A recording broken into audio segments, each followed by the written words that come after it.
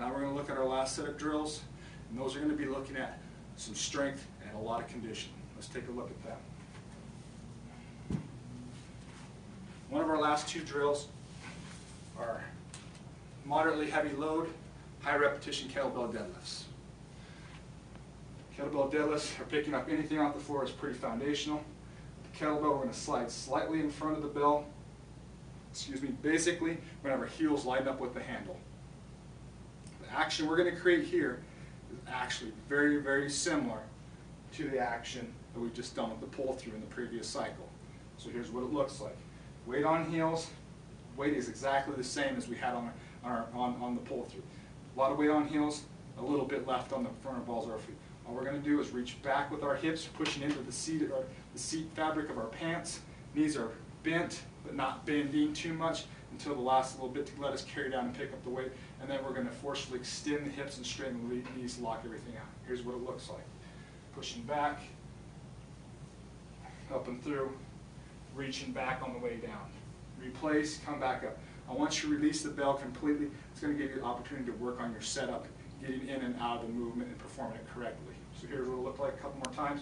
Reaching back, bend the knees as needed. Good posture. We don't have a rounded back. Pushing our chest through our arms, pushing off to the heels, squeezing glutes, locking knees straight. Reaching back, release the bell. One more time, pushing back, extend, good posture, reaching back. That's our deadlift. I'm going to show you a couple more repetitions from face on just so you kind of get a little bit different perspective. Standing slightly in front of the bell, good posture to start with. Weight on heels for the most part. Reaching back, pushing the seat of my pants. Good posture, squeeze off. Coming back down for one more repetition. Pushing back, squeeze off, nice and controlled. The down portion is just as important as up portion, so don't bail out and just slop down to the ground.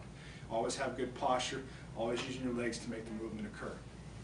Especially the legs on the posterior part of your body, your butt, your hamstrings, that we just really reinforced over there with the pull-throughs. Our last one, it's a more active or moving drill. It's what we call rack walk. We're going to be using two kettlebells. If you know how to do a proper kettlebell swing or clean, that's great. If not, you're just going to kind of hitch them up to you and get into the rack position. Rack position is forearms vertical, no broken wrists over, firmly gripping, bracing the elbows into the trunk. From there, we're just going to walk. So I'm going to just take a little walk down the hallway here, and I'll be right back.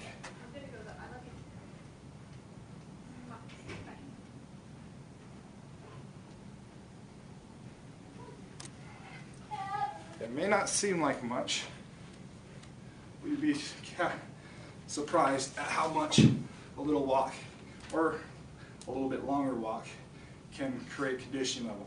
Just by simply holding the weight on the front of the body, it's actually going to really drive a lot of training stimulus and pressure and need to stabilize into the trunk and core, along with the ability to walk and locomote properly. These are 35-pound kettlebells. You're going to adjust the weight based on what is appropriate to you. My distance is about 50 feet. I usually have most people go 50 feet, between 100 to 200 feet per walk. It's a pretty good distance for the most part. And then you're just going to alternate back and forth in between these drills. Again, let's take a look at a little bit of the rack position again. Nice and solid here. Good grip. We don't want to leak out. Women, you're going to want to obviously hold, for obvious reasons, your arms a little bit wider.